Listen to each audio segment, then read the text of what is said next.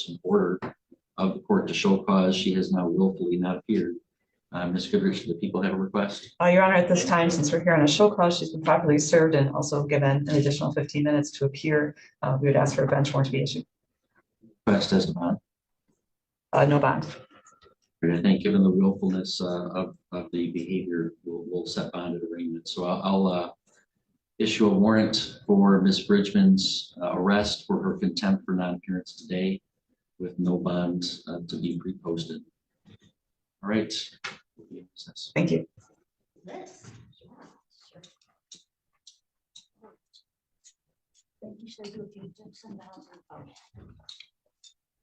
Such an interesting out there. Morning, we're on the record in the 89th District Court for the County of Sheboygan. We're here in the matter of contempt of Beth Bridgman. It was committed and filed under the case of People v. Seth Flores, filed 23-0868 SD. Counsel, you want to state your appearance for the record, please? Melissa Goodrich, Wayne County Prosecutor. All right, Ms. Bridgman is not present in the courtroom. Have we confirmed she's not out in the hallway?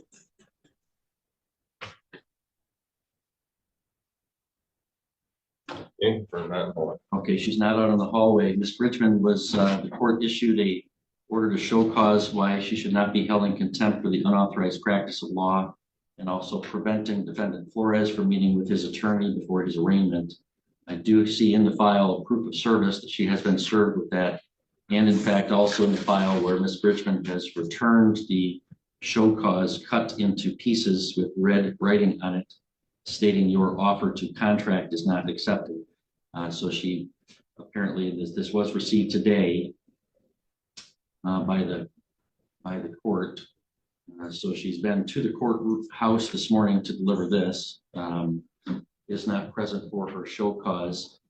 Prior to the issuance of the bench warrant, I guess I'd give her a 15-minute window to appear. It is 11:03 right now.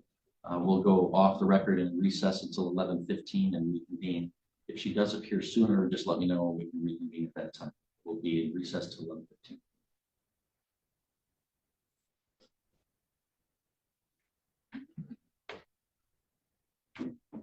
All right, we're back on the record and recalling the case of in re contempt of Beth Bridgman, file 23-0868 SD. It's now 11:16. Ms. Bridgman is still not present in the courtroom. Is she present in the hallway?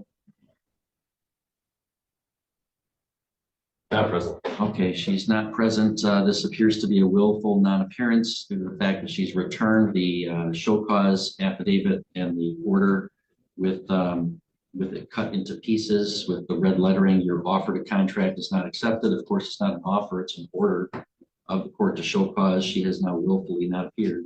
Ms. Goodrich, do the people have a request? Your Honor, at this time, since we're here on a show cause, she's been properly served and also given an additional 15 minutes to appear. We would ask for a bench warrant to be issued. Request as a bond. No bond. I think given the willfulness of the behavior, we'll set bond at arraignment. So I'll issue a warrant for Ms. Bridgman's arrest for her contempt for non-appearance today with no bond to be pre-posted. All right. Thank you.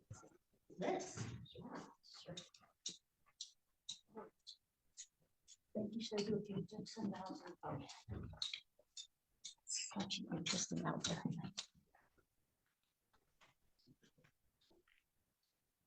All right, good morning. We are on the record in the 89th District Court for the County of Sheboygan. We're conducting the physical hearing upstairs in the circuit courtroom. It's being clerked by the 89th District Court staff down in that courtroom. And we're here in the case of in re Beth Bridgman on contempt matter. It was filed in an underlying criminal case 23-0868 SD. We are providing public access both in the courtroom, in the circuit courtroom, and also online. Counsel, you want to state your appearances, please? Good morning, Your Honor. Paige Miller on behalf of the people. Attorney Eric Villanueva appearing as arraignment attorney on behalf of Beth Bridgman. Right, good morning, Also, I will represent myself. Yes, Okay. we'll get to that. I would like to say I'm here on special appearance. No, I think I have some rights here. I don't know. What does special appearance mean to you? It means in a common law that I'm a living soul. I am not the straw man. of the all caps? Ma'am, you'll have an opportunity at a later time. Please just take a seat. I've never seen those opportunities come back around. Thank you. We'll Okay, get to that in a moment. so but I am now's waiving, not the time. I am not Now's waiving not- any of my ma'am, rights. Ma'am, okay, thank you. Ms. Richmond, you're free to stand or sit, whichever you're more comfortable with. I don't know how I would pull a chair up, so thank you. Well, then, if you want to sit there, I have no problem. All right. All right, well, Ms. Bridgman, you're here for an arraignment on 2 allegations of contempt, so I have to advise you of what those are. The first was an order to show cause that I signed on December 13th, 2023, which alleges that you are in criminal contempt of court for the unauthorized practice of law and for preventing the defendant, Seth Flores, from meeting with the Michigan Indigent Defense Commission attorney prior to his arraignment.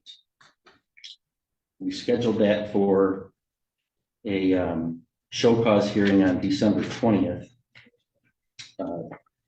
You did apparently appear in the courthouse that day and turned in a copy of the show cause cut into strips with the red lettering on it that says your offer to contract is not accepted. And then you did not appear at that show cause hearing. So therefore I signed a warrant for your arrest for that non-appearance. So that warrant alleges that you are in criminal contempt for failing to appear at that show cause. So, Failing to appear for order to show cause on Wednesday, December 20th, 2023 at 11 a.m. for preventing defendant Seth Miguel Thomas Flores from meeting with MIDC attorney prior to his arraignment. So those are the 2 contempt citations pending against you. You have the right to have a hearing on both of those allegations where your contempt would need to be proven beyond a reasonable doubt. You have the right to present evidence in your own defense and to cross-examine and challenge any of the evidence presented against you. You have the right to an attorney. If you qualified and requested, you have the right to an attorney appointed at public expense. The MIDC provides an attorney for your arraignment today, just as a courtesy and as required by a that is statute. MIDC. Michigan Indigent Defense Commission. You also, of course, have the right to represent yourself. Do you know, well, first, do you comprehend the penalties? Oh, I'm sorry, I didn't tell you. So both those contempt citations, if you are found to be in contempt or you admit to being in contempt, you could be punished by up to 93 days in the county jail and or a fine of $7,500 or both. That's the fine. That's the maximum penalty for both of the contempt citations. Ms. Bridgman, do you comprehend the rights that you have that I outlined for you and the maximum penalties I outlined for you? I think that I would like to wait. I have a call into the state trooper that your office or the prosecutor's office called to investigate something with me. And I was on the phone with her and told her I had received the show cause, and she said, he can't serve a show cause. I shot over a copy of it. He can't serve a show cause because you're not under bond. This is from the state attorney general's office. I was still on the phone with her. I had filed the paperwork at 9 o'clock. She called me at approximately 10 o'clock. I was still on the phone with her till after 11 o'clock. And she told me that you could not issue a show cause because I was not under bond. Now I understand you have just precluded all of my common law rights by forcing me in the back door into your jurisdiction on this side of the court.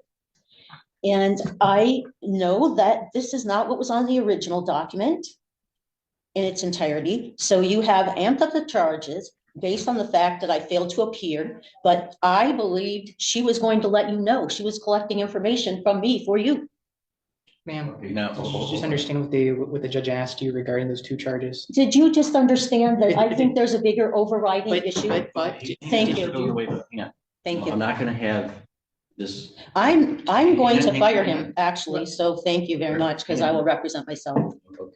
So you're telling me things in defense of the contempt citations, and you'll definitely have an opportunity to present. No, because you already, Hang on, Mr. Villanueva, please stop. I don't want to have this be an argument between Thank you you. and Ms. Bridgman. I guess I just like to, state that. well, I think we need she's to back it up. pleading not guilty to both of those, and that she would like to request a hearing, that she would like to represent herself at that future Okay. hearing. No, Your Honor, but I all just of my want to- rights were strongly impinged upon for even when I never failed to appear. Okay. We're going to have a hearing where you. She can was present working, that. okay, Okay, you're gonna get your Mr. hearing. Villanueva, No, I'm this directing you to is- stop thank you. arguing with Ms. Bridgman. Okay, I mean, it's a pretty serious thing to have to spend the night in jail, to be brought in handcuffs and everything else, when I was not being belligerent in that regard. She told me that it was not an authorized show cause. All right, if she told you that, she didn't have the authority to do so. But anyway, that's for the later hearing. So Well, she was purpose is investigating. Okay. Today's purpose is to advise you of the 2 contempt citations. So do you comprehend the maximum penalty that those could carry and the rights that you have that I outlined for you? Now, can I ask what statutes or what law or what are you saying here are the charges? Because this does not match. Sorry, I have cotton mouth so bad. This does not match what the previous document was that you sent to me. And I have a picture of it on my phone, but my phone's not with me. Okay. It does not say. I've told you the charges. I don't have to answer further questions about that from you. Do you understand the rights that I listed for you and the penalties? Why have they changed, I'm Judge not Becky? answering that question. Can the prosecutor? No, Why? I need an answer to my question. Do you understand that? So you said you want to represent yourself, right? You wish to represent yourself and not have an attorney represent you? Yes, I Okay. do. If you want to do that, I must establish that you know what the penalties are and what your rights are. And I have to establish that you're not going to be disruptive to the court. If you refuse, So are those? then I'm going to appoint not an attorney for refusing. you. Okay, then I would appoint an attorney for you and you'd not be able to represent yourself. I know, I listened to that with Trevor's case. All right, so I'm asking you, and you saw what. How happened, can I be? Mr. Richmond?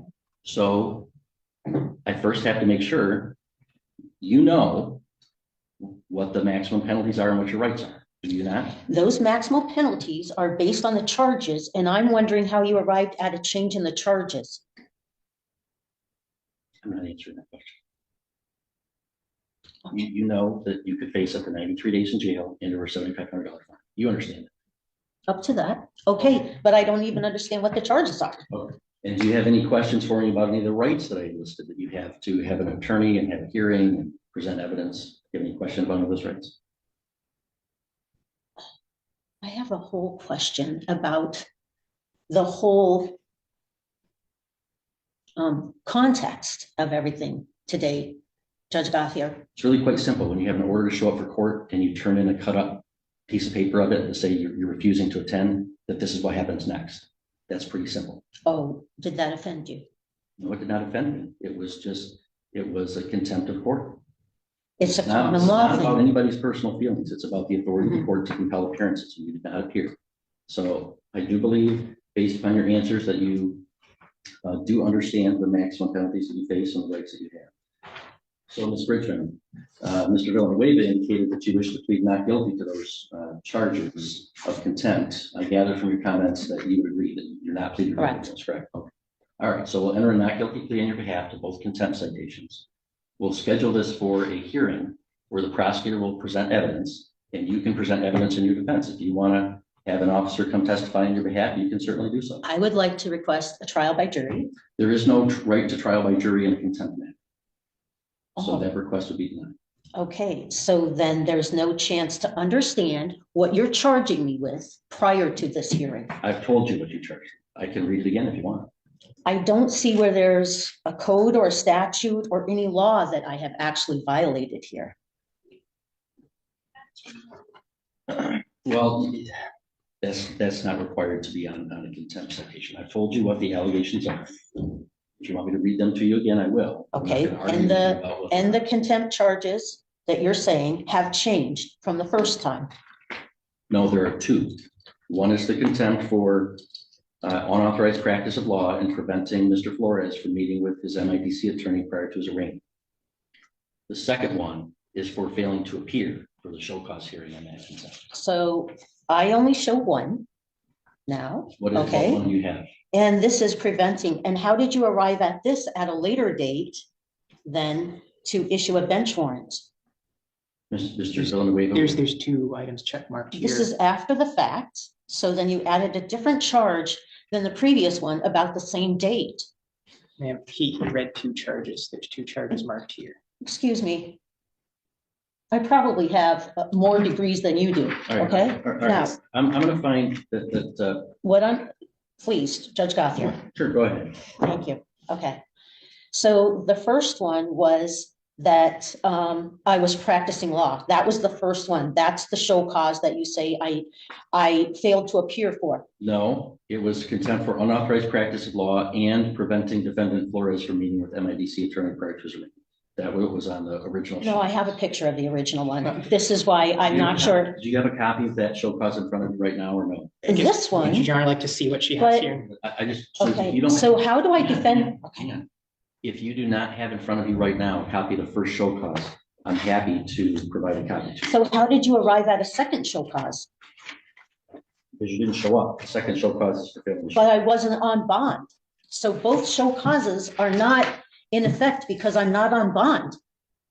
Your Honor, what is the date of the first show cause? December 20th. No, this is Sorry, that was before the December 20th. sorry. You may view this document. This is out of the court file. You may view it and then So- send it back. Judge Gothier, do I have any other recourse to clarify where I was on that day and the information that I was going off of by your own investigator? You do. You do. And Okay, that is a hearing date. Today, we're going to schedule a hearing date and you can present that evidence at that time. and how will the hearing affect a trial by jury As I told you, there is no right to trial by jury. for in a contempt charge? So I Oh, can so schedule this is a perfect, nice little tidy package for everything. I see. Okay, So I can schedule this for a contempt hearing on Thursday, January 11th at 2 p.m. I think that would be way too soon for me. Thank you. Why is that? I need to get to some of the documentation and follow up with that state trooper, as well as perhaps a few other people, because I'm guessing, am I supposed to just talk to the prosecutor without the other witnesses that I had in my presence at the same time? I could schedule this for the afternoon of Thursday, January 25th. Then that gives you 3 weeks. Thank you. So we'll schedule this for a contempt hearing on both allegations of contempt on Thursday, January 25th at 2 p.m. And do I understand correctly, you do not wish me to appoint an attorney that you want to represent yourself? And then who makes the decision? You make the total decision then? Well, no, first you make the decision whether you want to represent yourself. As long No. as I'm convinced that you're doing so of your own free Okay. choice, that you understand what's going on and that you're not going to be unduly disruptive, then you'll represent yourself. So what am I allowed to do at the hearing to defend myself appropriately? You're allowed to present legal arguments. You're allowed to present witnesses to testify under oath, Okay. yourself or any other witnesses that you bring with you. If you want to subpoena a witness, if you're representing yourself, you can't issue a subpoena without the court's signature. An attorney can issue a subpoena on their own. So If I you want can't to subpoena subpoena them. somebody, what you would do is you go to the court clerk, they give you the paperwork, you'd fill out the subpoena. They would give it to me to review. And if it looks like it's reasonably, connected or relevant to the case, I would sign the subpoena and it would be given back to you for you to serve upon the person to compel their appearance. I did not even get to watch the video that day because I was still on the phone with the trooper. And then people told me after I went up for Christmas that there was maybe a bench warrant, that you had issued a bench warrant, but everybody looked for it online at VineLink and couldn't find any bench warrant. So I was not trying to. I thought that trooper had told you what she told me, that I wasn't on bond, so I couldn't have a show cause. Okay, well, that's all going to be sorted out at the hearing. Okay, we don't have to sort all that out. today. Well, that's a lot of overnight in being arrested downtown and everything for a misunderstanding that I would like to, Ms. Richmond, I mean, okay, you're I not- get it, you're not Judge fooling- Gothier, I know what happened. You're not fooling me. I've got the show cause that you apparently cut up into little strips and wrote. Yeah, but I brought it at 9 o'clock because do you know that that's actually a common law practice? And there are courts that recognize common law because sovereign people and people who take an oath of office can follow common law. All right, so the contempt Not the hearing codes and on both statutes. matters is scheduled for Thursday, January 25th at 2 p.m. I find that Ms. Richmond is unequivocally exercising her right to represent herself, that she understands the nature of the charges against her, the maximum penalty, and the rights that she has. I find that although she certainly disagrees with court procedures and processes, which is her right, that she's not being unduly disruptive to the court's business. So the court's going to recognize Ms. Richmond's right to represent herself at that hearing. Can I ask one question? what are the parameters that you're going to decide is practicing law versus helping somebody maintain their unalienable rights? How would I delineate that in defense of myself? Well, that's a question of, excuse me, that's a question of law that you can research before that day. And I said, I'll entertain legal arguments. The prosecutor will have to prove beyond a reasonable doubt at that hearing that you did in fact practice law on that day. That's where then there's a risk to representing yourself, because an attorney, has access to and better training in researching the case law, interpreting what that is. The Michigan Supreme Court has issued some opinions about what that is. If you're representing yourself, you're going to have to find those on your own and make the argument as you see fit. If you want to hire an attorney, or if you want an appointed attorney, they would be able to fashion those arguments on your behalf. But I'm not going to. No, I've been down that path before, and it never turns out the way they first present themselves to you, that they're going to fight the case. It never turns out that way. So I'm fully cognizant and aware of that, but I wanted to see what your standard was going to be. It's going to be what the law requires. But I'm not sure which law you're referring to. So I have to research all the laws to determine what this says that is different than the first show cause. Yeah, Ms. Richmond, if you want to represent yourself, it's a little bit more work. I'm not saying it's not more work. It's also not presented in a way that tells me what I'm really being charged with, or that anybody has any proof of what they said here. So that's what okay. All right, well, that's what we'll all right. sort out those Thank you. Arguments, and the prosecutor will present witnesses at that hearing, and you can present witnesses. As I said, if you desire the court's help in compelling the appearance of any witness on your behalf, okay, submit a subpoena to the clerk's office that I right. would review. It'd be the district court office. Okay. That I would review, and I would issue the subpoena. So one of the key laws would be that in the state of Michigan, anybody practicing law should have be a member of the Bar Association. Am I correct? That is correct. Yeah. Now, Man, you have to figure that out at another time, okay?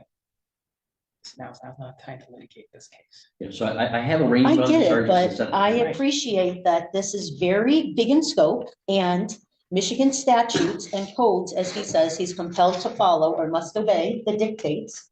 Okay, I'm very well versed in enough constitutional things, so I have to know what the perception is there. So thank you. I appreciate any clarification. I do have to follow with the any decisions of the Michigan Supreme Court are binding law on the lower courts. There are constitutional system in Michigan.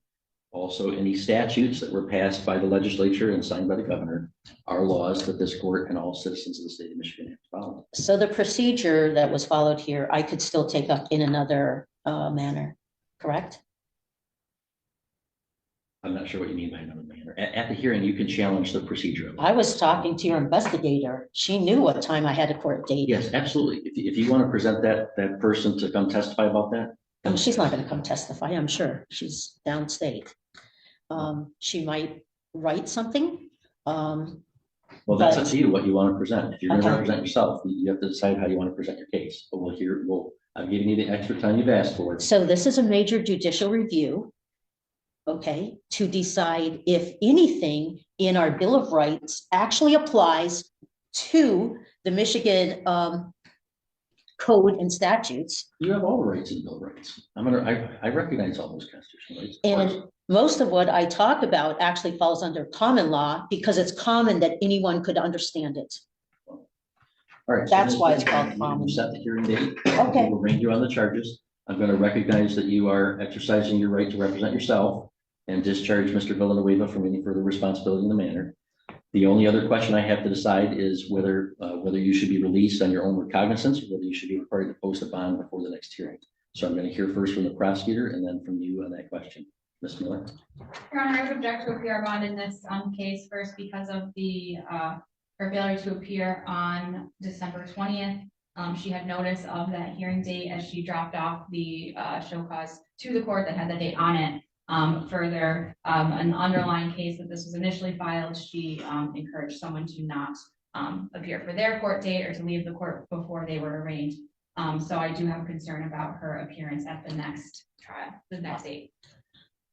All right, Ms. Richmond, anything you want to tell me with regard to whether I should allow you to be released on your own recognizance before that hearing, or whether your? I showed up at 9 a.m., Your Honor, and anybody could call me if they didn't understand that. I filed a similar document in Mackinac County and they accepted it.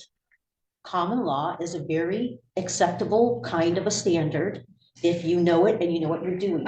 So maybe there'll be a chance that I can present some of these other avenues, because how does my country tell me to take an oath of office to defend the Constitution, but then I'm held to only codes and statutes of the Michigan legislative body, governor, and perhaps Supreme Court? That's the overarching question here, I think. And I think a lot of people Well, I can struggle with recommend the that. Schoolhouse Rock video to you about how a bill becomes law and the laws. Oh, I know how it happens. Your Honor. I also know we don't have a lot of Your Honor. judicial review. So Your Honor, that's part the of the- bond question. Any input, Mr. Gillenway? Yes, I guess I know you just released me as the attorney of record, but I guess in support of the bond on her behalf. Yes, go ahead. Yeah, so I like to advise the court that Ms. Bridgman is a resident of the city of Sheboygan. She advised that she's a former social studies teacher. She's presently collecting disability. So she informs me, I'm unaware of the status of if she has an automobile or anything. I'm not aware of any known criminal history for Ms. Bridgman, and she reports that she has no drug or alcohol issues. Granted, there's this allegation of not appearing at a previous hearing, and she was picked up, I believe, within the Sheboygan County for that. And so I advise that Your Honor. Oh, and one last thing, she's a politically active member in the community. She has audited an election previously, so I believe she's more or less, I guess, committed to this area, this local municipality. It seems unlikely that she would go anywhere, and how she would do that. And so, Your Honor, I would ask that you set reasonable bond for her release. Thank you. All right, thank you. Well, I don't believe that Ms. Bridgman poses any danger to public safety. I don't think she's a flight risk per se of fleeing from the jurisdiction. However, I do believe that she's a heightened risk of just flat out refusing to appear, as evidenced by the fact that she cut up the previous show cause into little strips and wrote that she wasn't accepting an offer. Well, they It wasn't didn't, an offer, it was an order sorry, to appear. They didn't And you can't actually have hand it people to me. just refuse to appear on orders to appear by saying, sorry, I don't want to. So I don't think that release on her own recognizance would be sufficient to secure her appearance. So I'm going to set bond in the contempt matter at $10,000 cash or surety in full amount.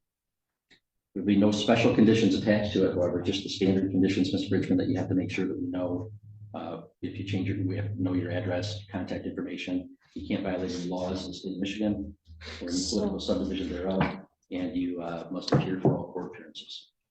so the whole bond thing keeps me under your jurisdiction, which I wouldn't have come into your court the same way today, except that you put me in jail, so I was forced to. That's the bond that I've set. So This is the struggle between keeping my oath to defend the Constitution and adhering. I've taken a similar oath, and I believe I'm going to go today, Mr. Chair. So we'll see you on the 25th. We will look at the case law. That's what. All right, Mr. Chair.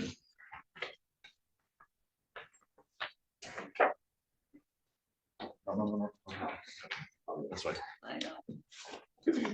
She's only up here from North Carolina.